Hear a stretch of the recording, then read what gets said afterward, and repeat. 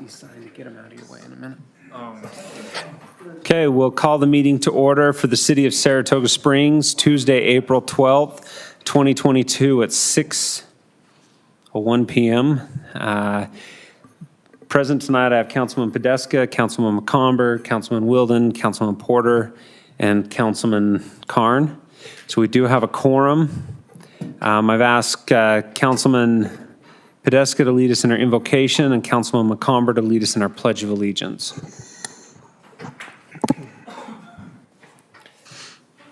Dear Heavenly Father, we thank Thee for this opportunity to meet together as a city and residents and developers. We ask Thee to please be with us, help us to be efficient with our agenda tonight, and be able to make decisions that will help benefit this city and the residents in the future as well.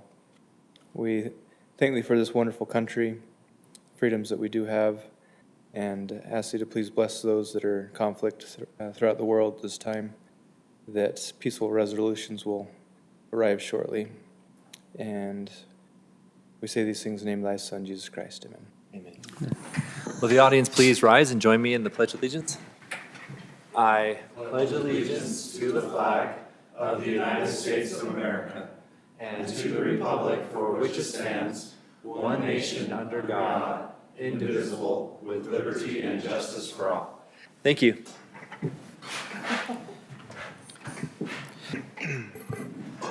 Okay, we have the presentation, council summary, fiscal year 2022-2023. Mayor, City Council, I just wanted to thank you all for your patience and attentiveness through this budget season. It was quite the season we had. For budget this year, we were able to present you with a balanced budget, which is in your packets for each of the funds. And we wanted to let you know we appreciate your time and efforts in meeting with us over the last couple months to get this so that it is where the point it needs to be at this point. We are here for questions if you have some concerning the budget, but we'll be bringing the tentative budget to you for fiscal year 22-23 on May 3rd, and then the final on the 17th. So if any have questions, we are happy to answer. I didn't notice any major changes. Okay. I had one. Oh, Councilman Wilden. Well, I already know the answer to this, but I think it's important to note that, you know, your estimates in revenue while we're going up, I think from last year to this current fiscal year to the next fiscal year, it goes up, what, $2-3 million, but it's still, from my understanding, a conservative. Very conservative, yeah. And that's predominantly the growth is from sales tax revenue. Yes. Yeah. Yes. And then, as always, I make this comment every year, I'm appreciative that the expenses aren't growing faster than the revenue. The city continues to grow at an appropriate pace based It wouldn't upon. balance. Well, we say an appropriate pace, you know, others might not feel that way, but from a fiscal conservative perspective, appreciate the staff. We do great as a city and staff on being conservative on growth. Thank you. Thank you. Okay, we have public input.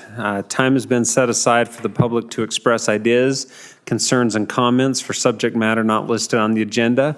Please be respectful in your comments. Please avoid repetitive comments. Please limit your comments to 3 minutes. Owen has our clock. And that if anybody's here for the public hearing of the fiscal year 2021-2022 budget, please hold your comments for that. Is there anybody here for public input?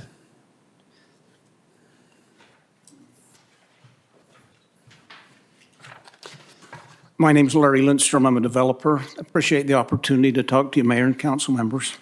A few concerns about, I know it's an item on the agenda today, number 7. It's one that we're not allowed to make a public hearing on. It's some code changes on Title 19 that has to do with the developing. The office warehouse zone is ending, and it's going to be replaced mostly with, I believe it's called heavy commercial.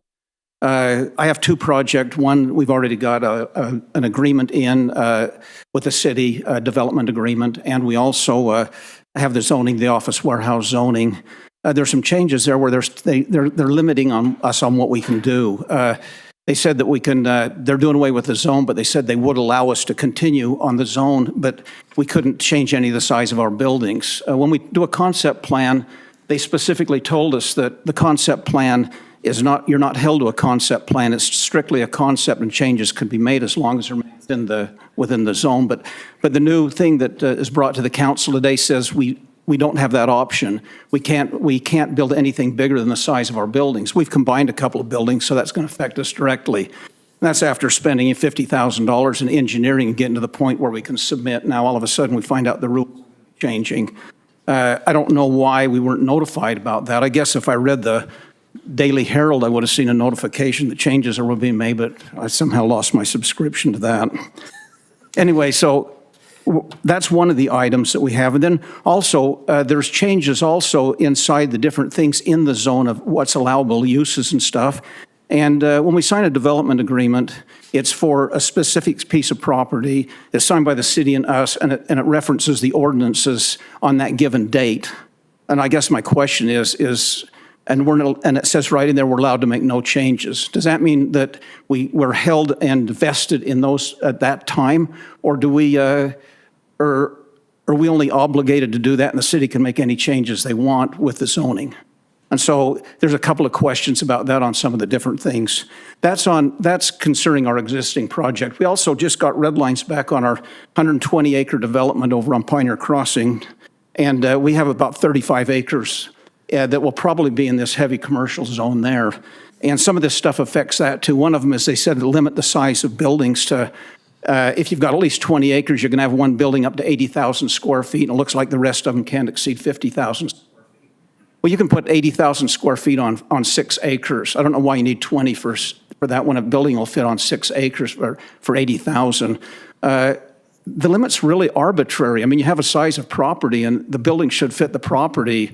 And if you're going to do something arbitrary, let's make it 100,000 square foot or 150,000 square feet.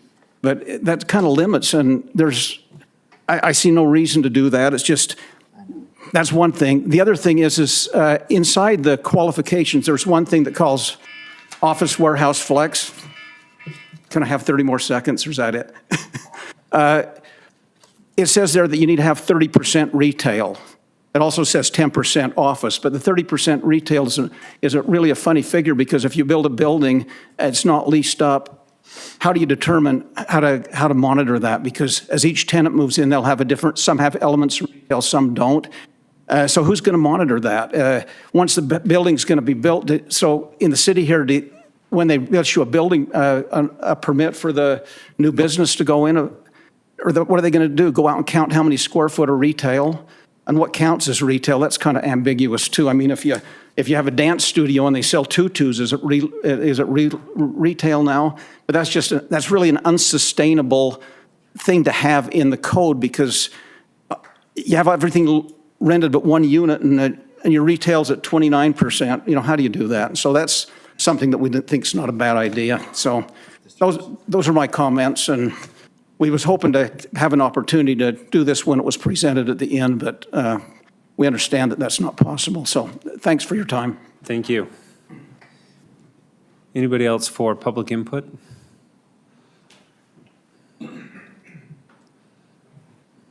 Hi, council members. My name is Ashley Hadfield, and I am here kind of discussing the Title 19, as Larry says. I think the big thing, as with the current proposed language, and I've been before you on another project, and we have multiple projects going on in the city right now, is that we're really nervous that this is going to detract a lot of tax revenue, generating revenue coming into the city. I do have Josh Martin with me here today, who is a top broker here in the state, who deals with warehousing, and then also I have letters here from the top retail brokers as well, how these definitions will impact not only the warehouse, but also the definition changes to retail, and how that will deter even retail big boxes coming in. So I think if anything, we want to make sure that we're partners here with the city on making sure that we're creating a sustainable model that will work for the city and bringing in those businesses that Saratoga citizens need, while also creating something that's actually feasible to build. And so with that, I think, Josh, I might let you kind of do, because he knows a lot more than I do, but these parameters that are being set is making it really impossible for us to be able to attract these businesses. So thank you so much. Thank you.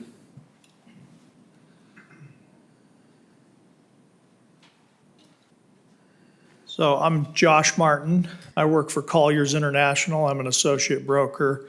I've done commercial real estate brokerage in Utah County for about 21, 22 years. And a significant portion of that has been in the industrial office warehouse flex space arena anywhere. And 99% of my business is Lehigh to Payson. So kind of this core I-15 corridor area. When I read some of the proposed changes for heavy commercial, one of the things that strikes me is it feels somewhat overreaching to dictate how the interior of a space needs to be built. In standard office warehouse, it's 5 to 10% of the space being tenanted and improved, and you guys are asking for 30. You're almost triple or more what the standard market is. That's going to make it really hard to get deals done. A lot of these businesses, I know office warehouse is not popular because of tax base or whatever other reasons. People have, unsightly previous deals. But these projects really do serve a core group of people within the community. Family-oriented businesses, trade work, plumbing, electrical, many, many small business entrepreneurial citizens that need a place to operate. And we just have to have space for them. The demand for it is incredibly high. We have a low supply. And anyhow, I think this thing needs to be taken very seriously and really be open to public comment and market demand. Obviously, we want to do it right, but I think some of the restrictions, I think your table of uses has been shaved back way too skinny. We need to really broaden those uses. And I think, to me, going in and saying as a city, you have a box and we're going to tell you how much space you have to build out within that box, I just haven't seen that before. It just seems overreaching. So those are my comments. We have a letter for you that we wrote as well. My cell phone's on it. I would welcome any of you to call me to discuss. Thanks. Thank you. You can give the letter to the. Yeah.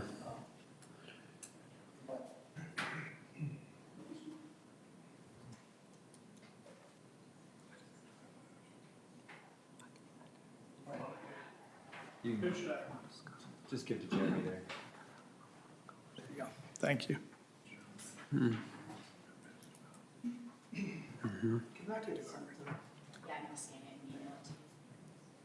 Yes, I'm Skylar Peterson with Newmark Commercial Real Estate here on behalf of talking about Title 19 in the code amendments. As a real estate agent that specializes in industrial, want to mention the impacts, especially a negative impact that it would have on the development. Kind of resounding what Josh had mentioned as it is with the future tenants and the impacts that would have from not only a leasing perspective, but the type of companies that you cater to and would be interested in the development itself. It's one of those ones that industrial does get a bad rap, but you do get a lot of the quality tenants that are coming to the area that would have a quality of impact on a positive side, looking at these zones and areas here that there's a lot of job growth and further impacts from a city, I think, that would need to be considered here as it relates to the changes that's being proposed and some of the additions that some of these companies could bring and positive impacts as it relates to the community. Thanks. Thank you. Okay, anybody else for public input? Okay, seeing none, I will close the public input at this time. Thank you all for the comments. We'll go to reports. Any reports from the council? Okay. Owen, anything from administration? Okay. Public hearing as our first item, fiscal year 2021-2022 budget amendments, Resolution R 22-19.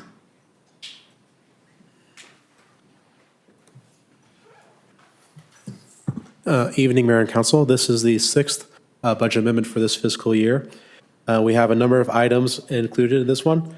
Most of them deal with public works, various adjustments to projects, and a couple new projects that we're seeing fit to include in this fiscal year, not wanting to hold it off. And then also a couple different departments received grant monies that the city will be using for future expenditures. Do you have any questions for staff concerning the budget amendment? Councilman McComber? Sorry, I just need to pull up. I had to take pictures because I can't get access to the internet here yet with my new device.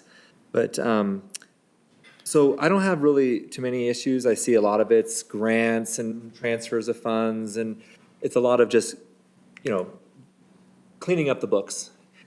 Where I do have a question is where we have super large expenses that had no budget before. And so I'd like to just sort of maybe get a little bit more clarification around the roads, capital projects, the transportation IFFP, the secondary water meter expenses, The secondary water operations, secondary water meter expenses for $265,000 with no budget previous. And so in the water fund, it's just, was it just missed? They did not budget for the meters? Because like, why didn't we at least have 100,000 in meters? All of a sudden, we just, proportionally to our whole budget, that's a big amount. Jeremy, do you want to chip in on that? On my request, but you were, Councilmember, you were correct, and that was one that was missed. So those are revenues we collect with new homes, and then we use them by the meters. That was an oversight where that specific item was not funded for whatever reason, although it's not. So it's not really an expense because the revenue's coming in, but for some reason, where we bill those meters to track the expenses, that specific GL. Okay. That makes sense. Thank you. Yeah, so might add the water fund is doing really well, so it's not going to have much of an impact overall. No, it makes sense. It's just, it just didn't get in the budget even though we have the revenues coming in with the new houses. So it makes sense. Thank you. Okay. This is a public hearing, so we'll open it up for public input on the fiscal year 2022, 2021, 2022 budget amendments. Please be respectful in your comments. Please state your name and address for the record. Please avoid repetitive comments. Is there anybody here for the public hearing item? Okay, I will close the public hearing at this time, and if there's no further discussion, entertain a motion from the council. Mayor, I move to approve public hearing item 1, fiscal year 21-22 budget amendment resolution R 2219 dated today. I'll second. Okay, I have a first from Councilman Carn. I have a second from Councilman McComber. Any further discussion on the motion? Okay, Councilman Carn? Aye. Porter? Aye. Wilden? Aye. McComber? Aye. Podeska? Aye. Motion passes unanimously. Okay, we have the consent items. I will entertain a motion. I move that we approve the consent calendar as listed on the agenda with any staff findings and conditions. I'll second. Okay, I have a first from Councilman Porter, a second from Councilman Wilden. Any further discussion? I just have one for further discussion on the fireworks restrictions. Did the map change at all this year? Or did it become less restrictive as we've had more growth and development? I believe so. I think it was adjusted as development approached in those areas that were previously protected, but Chief isn't. It expanded a little bit in my area. Expanded, It hasn't expanded, contracted. yeah. Yeah. But it's, well, in fact, it's, yeah. Yeah, because more houses are now making it so that you can do fireworks because there's no field that within. Yeah, looks like he used the same methodology as in the past. Lessened. Restricted areas have increased because there's more development that's approached, into those. Yeah, so houses that are closer, but then the houses that have Houses they were on last year have been taken off. they're now included. The homes on the edge are no longer on the edge. But the new house is on the edge. Yeah. So I just think that if we could just make sure that we do some good advertising. Yes. And will publish. Yeah, that's already planned. Annalisa, yeah. This is just for us to meet the deadline that we have to submit it to the county Okay, thank you. and the state. Thanks. And I just maybe to clarify that too, I believe some streets have probably been removed because of development as well, that they're no longer adjacent to those Lands. Right. those lands that were, part of the growth-sensitive areas. The dry grass areas, yeah. So thank you. My motion stands. Okay. Councilman Podeska. Aye. Comber. Aye. Wilden. Aye. Porter. Aye. Carn. Aye. Motion passes unanimously. We have business item 1, Mount Saratoga Village Plan 1, Third Amendment.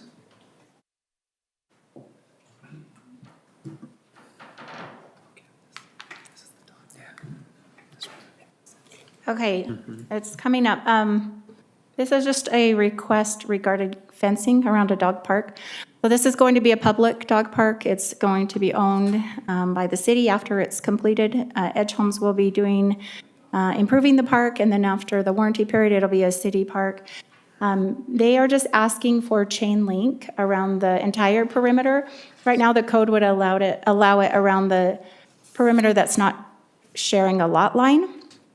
On the south, there is there's Alpine School District. There will be a future elementary school. And on the east, it's native open space. So we, at a staff level, did support this, but it does require city council discussion.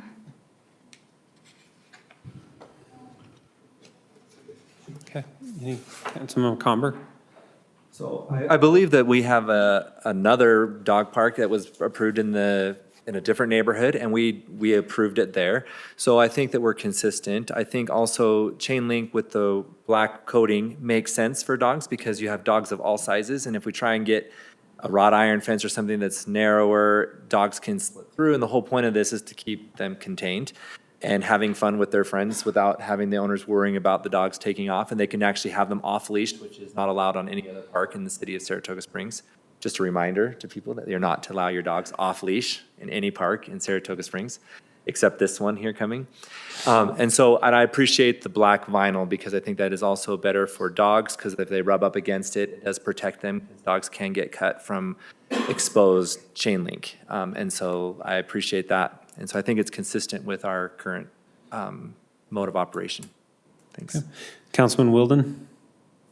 I don't have any comments other than if you're ready. Nope, I'm ready for a motion. I'll move that we approve business item 1 as stated on the agenda, including any staff findings. I'll second. Okay, I have a first from Councilman Wilden, a second from Councilman Podeska. Any further discussion? Podeska? Aye. Comber? Aye. Carn? Aye. Porter? Aye. Wilden? Aye. Motion passes unanimously. We have item 2, the Canton Ridge East Plat C preliminary plat. All right, so this is a preliminary plat for the last portion of Canton Ridge East. It sits, it was the property that was part of the original Canton Ridge East preliminary plat, but it was owned by UDOT. And so the developer has been in negotiations with UDOT for a couple years in trying to procure this property. And so it does go down. They have, let me show you some of the area. It is 5.24 acres. This zone is the same as what Canton Ridge East was.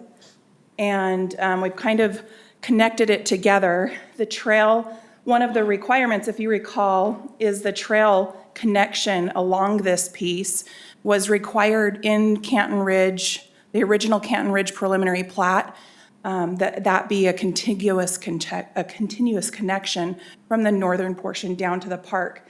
So this portion, this parcel A at the bottom, is going to connect to our city park, making that park a lot bigger. It does connect into Fitness Park as well.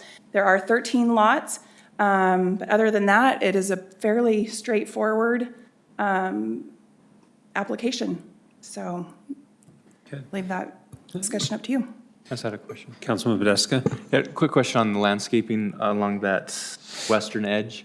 Is that going to be maintained by an HOA or by the city? No, it is going to be dedicated to the city, and that was original what Canton Ridge the whole Canton Ridge East development was. And the reason on the plat, on Plat A of the first phase of the subdivision, of the whole subdivision, we required them to connect to Fitness Park. And so that we had that contiguous regional trail and park. So as far as the connection. maintenance from the main city park, this connects to it? Correct. Okay, Correct. that's all. Thanks. Councilman Wilden? Just to clarify, so the land use designation is low density, it's zoned low density. Correct. So this is something I could have done outside of the meeting, but on our packet, it says land use designation at the very top, medium density residential. I'd just like to make sure that. No, that was a mistake. I thought I that's changed fine. that. I'm sorry. It happened in planning commission. I apologize. No need to apologize, it It is low happens. density You only res- put like 8,000 pages together for every. I would just I ask in remember the that. final packet that gets updated to low density, because in 2 or 3 years, I'm sure it wouldn't happen Right. with here, but people go to old documents and say, well, see, you approved medium density. No, it So- is low density residential. So just, yeah, if we just make sure the final packet that gets uploaded, archived, it Absolutely. reads low density. Thank you. Councilman McComber? I just had, if we go back, I think one slide to where you can see the lots there. The one flag lot there, that big flag lot. Yes. If we could just, when they're doing the placement for the fire hydrant and things, if they can just make sure, because we had a problem in other parts of the city with flag lots where the fire hydrants would have been perfect if that house was on, but it exceeded. And then we had a resident who actually had a premium in their insurance because the fire hydrant was outside of the certain hose length. Okay. So just when they're doing the placement and they're having that, I would recommend having it be right there at the end by almost where the road. On the The cul-de-sac? far, yeah, the cul-de-sac, and then that would meet that requirement. Because if they put the fire hydrant down on the stem On part. Loveland? If they do it, or even on the stem, because you'll have at least two fire hydrants in this Yeah. one development. But if they put it down by the road, on the west side, that would be too far. And so I just don't want us to have that same problem. Flag lots aren't ideal. You're Right. trying to stuff it in, and that's fine. People know what they're getting when they're buying it, but they often don't realize until they call their insurance, and the insurance Okay. catches them. I'll relay that on to Thank you. Public Works and Safety. Perfect. Okay, any other comments? If not, I will entertain a motion. I move to approve business item number 2 dated today with all staff findings and conditions. I have a first from Councilman Podeska, Second. second from Councilman Porter. Any further discussion on the motion? Carn? Aye. Wilden? Aye. Porter? Aye. McComber? Aye. Podeska? Aye. Motion passes unanimously. Business item 3, D2D subdivision, preliminary plat and site plan. And just a correction, Mayor and Council, preliminary plat only, no, not the site plan. Okay.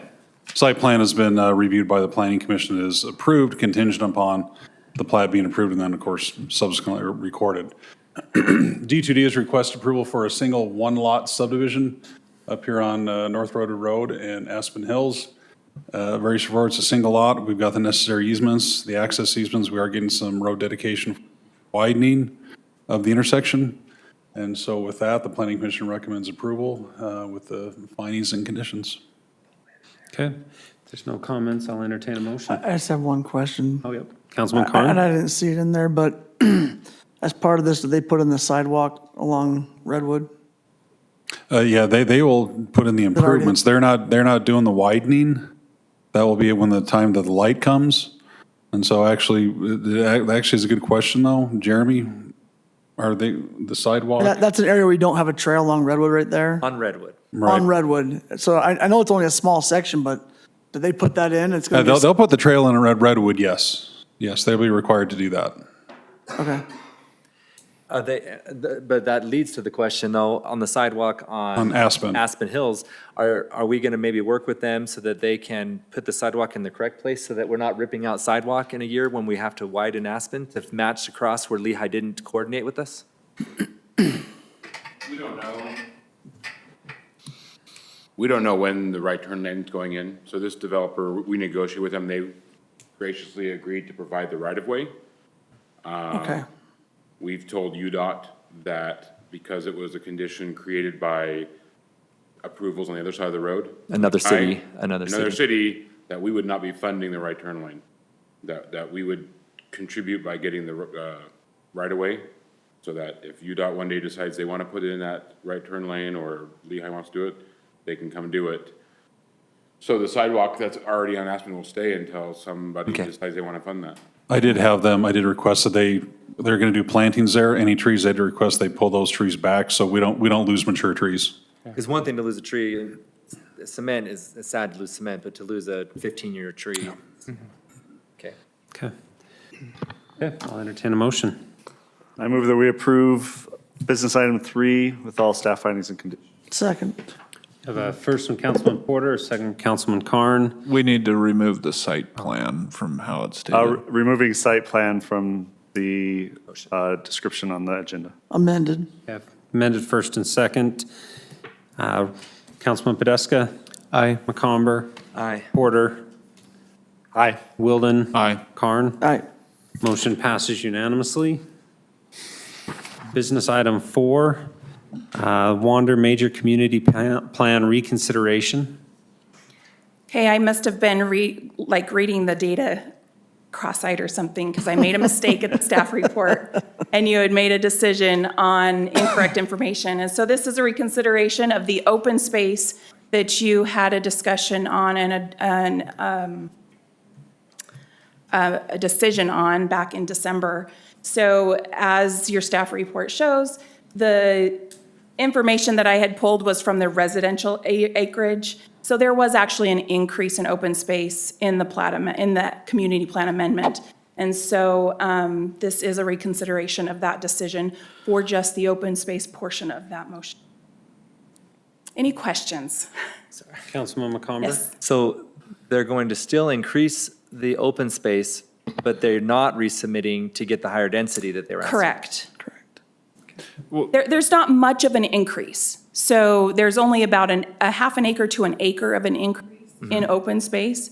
So, I mean, and still the DAP and those, they made the decision, as you had stated in your discussions with. To not increase the densities from right, our original decision.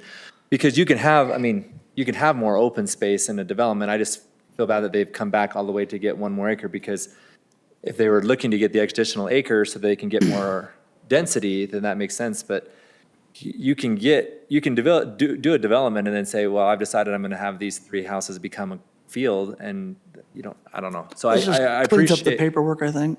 I right? appreciate them increasing the open space without increasing the density. May I? Are you, sorry. I'm done. Now, that answers my question, because I remember before they were increasing density, so I wasn't sure if this was complete. So and I agree with Councilman McComber, if in the future we can figure out, hey, if you want to increase open space, it doesn't change density, that could be considered a minor update and wouldn't need to circle back with us and delay things. We're not going to turn away open space, so I'd hope. Unless it's native that we maintain. Thank you. Okay, I will entertain a motion. I move that we approve item 4, Wander Major Community Plan reconsideration of the open space portion, Oakwood Homes applicant. I have a first from Councilman McComber. I'll second. Second, Councilman Podeska. Any further discussion on the motion? I'm just clarify for my own perspective, it's saying reconsideration. It's not the reconsideration, the entire motion before, because the entire motion before included density increase. Correct. That's why I was specific, say, of the open space. That's why I added the phrase open. Yeah, I'm just making sure I'm clarifying for me, so. Yeah, no. Yes, I had the same concern. correct. Councilman Podeska? Aye. Comber? Aye. Wilden? Aye. Carn? Aye. Porter? Aye. Motion passes unanimously. I had the same concern. Wildflower reimbursement and settlement agreement. This is a no. Oh, All right, so this is for your consideration, both a reimbursement agreement for upsizing the system improvements for the Wildflower project, as well as an agreement to settle the outstanding water lawsuit with DAI and their related entities. And so basically the city we've used the standard reimbursement agreement and added some clarifications as far as the timing of the reimbursements. Of course, with any impact fee reimbursement agreement that we do, the first reimbursement is in the form of impact fee credits for the project. DAI and its related entities asked for some specifications after those impact fee credits are exhausted for when the timing of those improvements would be. And so those clarifications are made in the reimbursement agreement. The settlement agreement, as I mentioned, does resolve the lawsuit. There's a provision in there that talks about reimbursement of some basically water credits that are due to DAI. And those water credits, they had not elected to use them for previous plats that were recorded, but the city does owe those reimbursements in the future. And so to get this settlement agreement taken care of, the city's agreed to basically refund those. So we're paying off those credits sooner than we would have, if that makes sense. So they basically elected not to use the credits. We didn't catch it, and so there is a reimbursement. We have the funds available, and I believe Mark has even budgeted for those. And so this resolves all those collectively, and it's been quite a few months of negotiating this reimbursement agreement and the settlement agreement, and we're glad to get this resolved. If you have any questions, I'd be happy to answer those. But that's the gist of it. If there's no questions, I'll entertain a motion. I move to approve wildfire reimbursement and settlement agreement, DAI Managers LLC, Resolution R2217, Business Item 5, dated today, with all findings and conditions, if any. Okay, first from Councilman Carn. I'll second. I have a second from Councilman Podeska. Any further discussion? Podeska? Aye. Carn? Aye. Porter? Aye. Wilden? Aye. Comber? Aye. Motion passes unanimously. We have item 6, the Wander Development and Reimbursement Agreement. I'm happy to take that. I think Jeremy could probably provide some clarification on some of the terms that he had negotiated with the developer on this, but this is a reimbursement agreement, again, pertaining to upsizing for system improvements for the Wander development. So it's pretty much our standard reimbursement agreement. There's some issues with the 400 North roadway and some language that we added specific to that. Apparently, they don't own the entire future right-of-way for 400 North. And so the city has basically agreed to, if they can't obtain the right-of-way, the city has agreed to step in and exercise some of its rights that it has under the statute for eminent domain. So if you have any questions about that provision, I'm happy to answer those. And I think Jeremy could probably answer the rest of the questions. This is pretty much our standard reimbursement agreement and resolution. If there's no questions, I'll entertain a motion. I move that we approve Wander Development Reimbursement Agreement, Business Item 6, on the agenda with any staff findings and conditions. Okay, I have a first from Councilman Porter, Second. second from Councilman Wilden. Any further discussion? Carn? Aye. Porter? Aye. Wilden? Aye. McComber? Aye. Podeska? Aye. Motion passes unanimously. Code Amendment, Title 19, Chapters 1902 and on. Et cetera, et cetera. Et cetera, et cetera.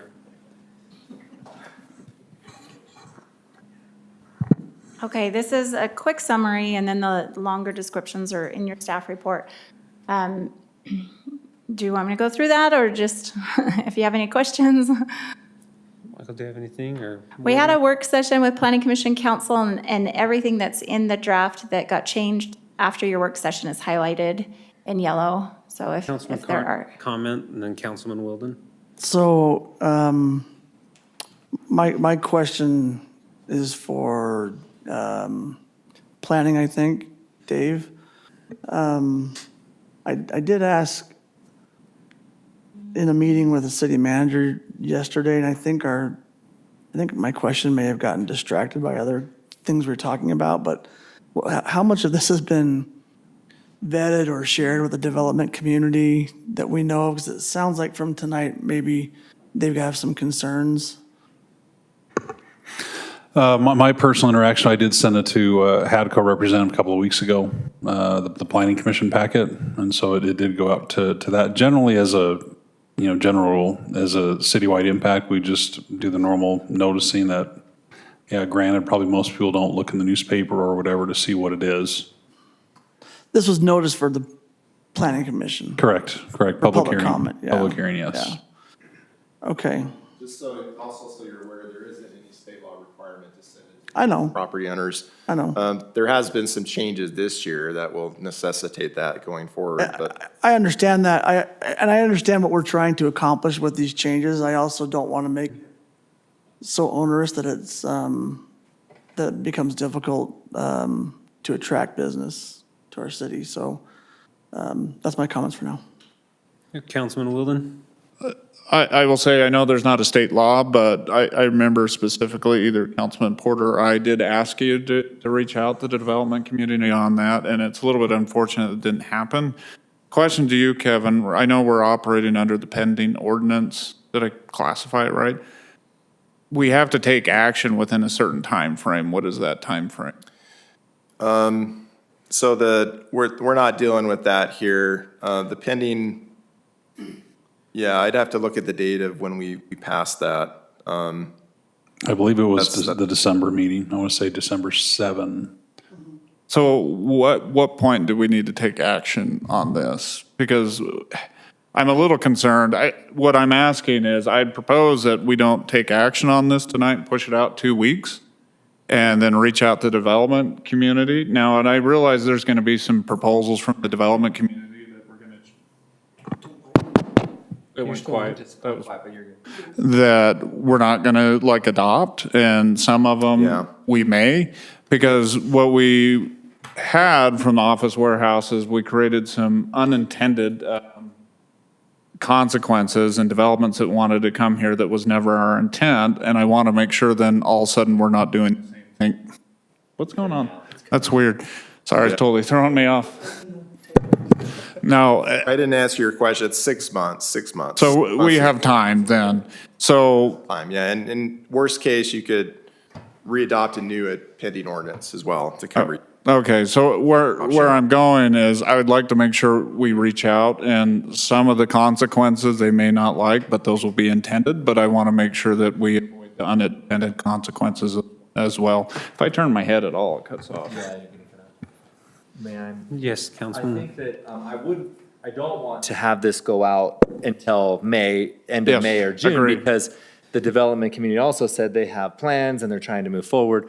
So if we could, the first session in May, but then that gives us the next two, because I don't even know if we have we don't have anything scheduled left in April, but that'll give you some time to take the comments, review the letter, look at the different comments and things, so that, because we have experts who are sharing their wisdom, which we appreciate. We have people who are, but they have a personal interest, as do we as city council have a personal interest. So, but it's almost impossible to make an educated decision without all the facts. And the unintended consequences, we're trying to fix. We don't want to just create more, as I agree. So if we could work on that, and I'm wondering if someone on the council might want to be a representative for us, because I think that'd be smart to have somebody there with staff and the development community to have that, be that voice, and I'm not volunteering for that. I did the last one. I could tag team with Councilman Porter. My schedule. I think between the two of you, that'd be great. So either one, you or I, my schedule during the day is a little bit. Whichever one of us is available. Yeah, but work it out between the two of you. That'd be great. And then that would be nice to then hear from you when you come back, the tone and the nature of it. And there's so much to be understood when the discussions are happening that we would miss. So thank you. I do want to speak to just a couple of the comments that were voiced, if that's all right. Yeah. So one of the comments was that the heavy commercial zone isn't friendly to industrial, but that wasn't our intention as we drafted this to make that an industrial zone. We do have an industrial zone, and this is not intended to be that industrial zone. Another comment was the requirement for the 10% office in each space and then 30% in each building.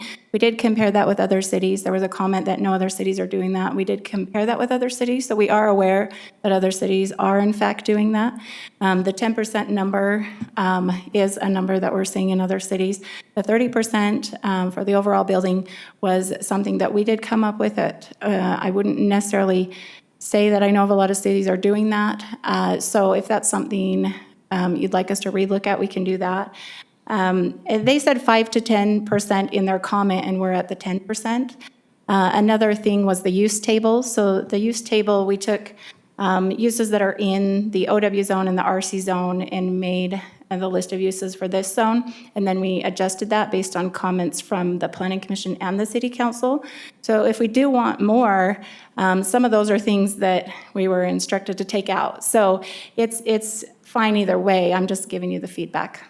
I appreciate that. Councilman Porter had a comment. Yeah, so this touches, I think, a little bit on what Sarah just said, and I just wanted to, I guess, get some clarification from our community development director as well.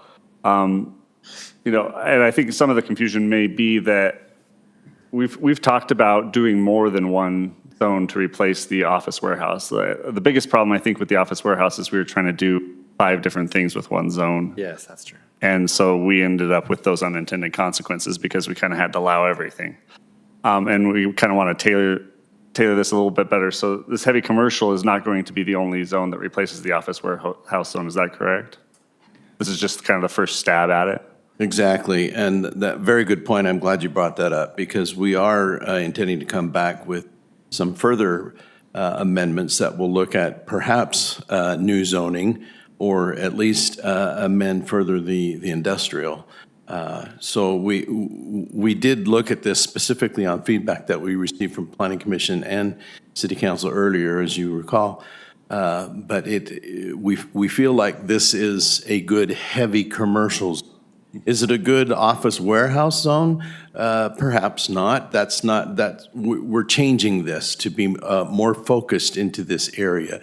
And I think there is an opportunity for us to have perhaps the size and uses that are being mentioned here tonight in additional zoning or additional amendments that we will be bringing forward.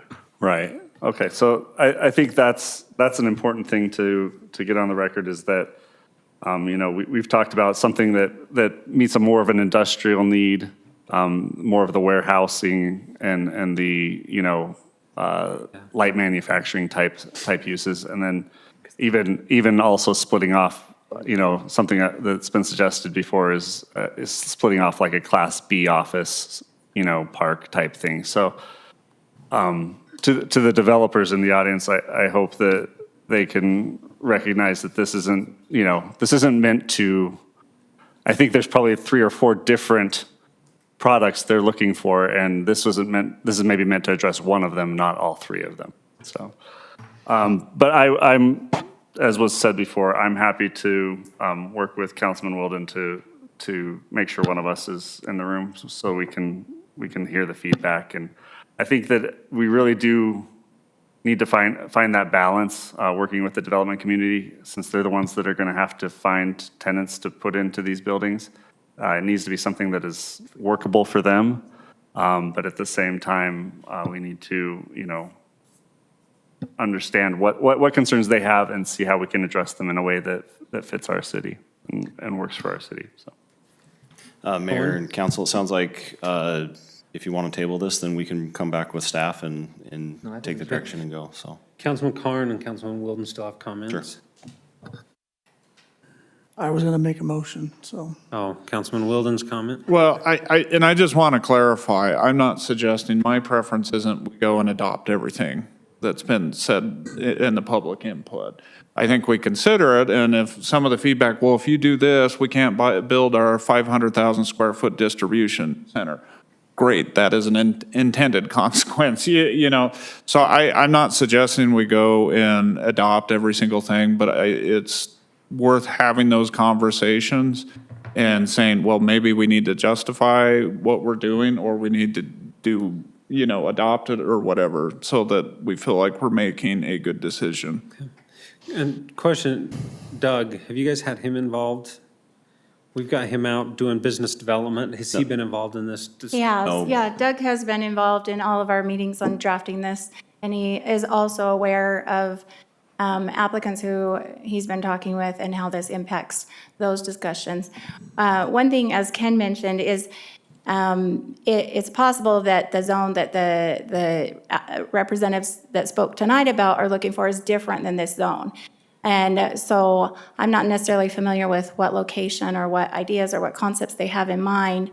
I do know that the heavy commercial zone is doing what we wanted it to do, the way that it's drafted. So I think, as Ken mentioned, that perhaps as we look further into possibly a light industrial zone or amending our industrial zone further, then maybe that's the solution for the comments we heard tonight. I don't know for sure. Like you said, we probably need a discussion on where and what ideas, and maybe this zone isn't actually what would work for what they have in mind.